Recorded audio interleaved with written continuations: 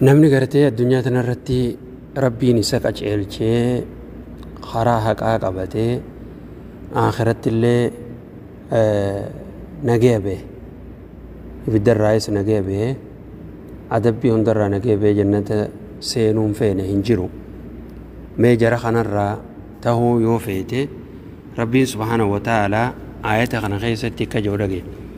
warra kana qofaatu nagaya harkata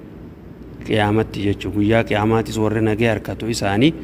qaceellollee warri hirkatu warri rabbiin illeen isaan qaceelchu jara kana naaf isinis rabbiin irraa nu haa godhu rabbiin subhaanahu wa ta'aalaa akka jedhu alladhiina aamanuu walam yalbisuu iimaanahum bidhulm warri gartee rabbitti amanan mu'mintoota baana warra rabbitti amanan irraa naaf isis rabbiin nu haa godhu isaanan gartee rabbii isaaniitti amananii shari'aa rabbii jala deeman amanuu qofaami dubbiin amantee shari'aa jala deemu halaalis beeytee dalagachuu haraam beeytee irraa fagaachuu shari'aa rabbii tana jala deemu akka rabbiin gartee karaa godhettiis rabbi gabbaru rabbii kee warri rabbii isaanii shari'aa rabbii jala deemanii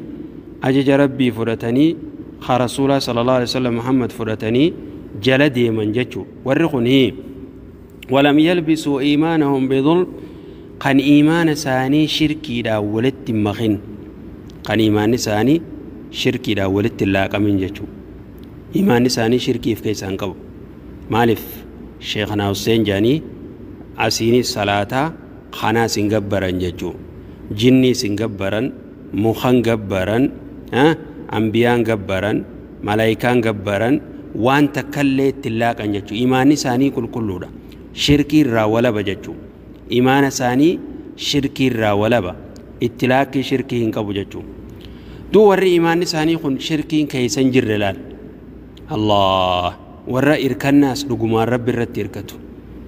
يا سبحان الله ور عجائباتي بر ور غرتي اوغا اركتوس علمون الرا دكبستو في فواد ابوس وان فدتهوس قرم ربي فيك واهن دانو جچو شيخا خيجي خار شيخا خم فيغو خار جني دام فيغو مال تكنا جيم فيغو غندا فلفلا ديمي نمت وفلفلا نجتو وهم تك هجين سا ايمان نساء كل جچو شركين اتلاقي هنقب مالف اكا غرين امانتنا انت لتكان جالد يوخا غربا خنان جالد جيفا بك ورا والالتو خد دي مجرا ورا سيري ورا فلفلا خد مجرا يون المورد ركوب ست الموراجة شخداكو جرا إفي ركوب ست خديم جرا ورقوني إيمان ثاني كل ده وني تكتلاقين قبض دو شركي ومني إيمان ثاني كلاقين ومني قل لهم الأمن ربي تجابر نامي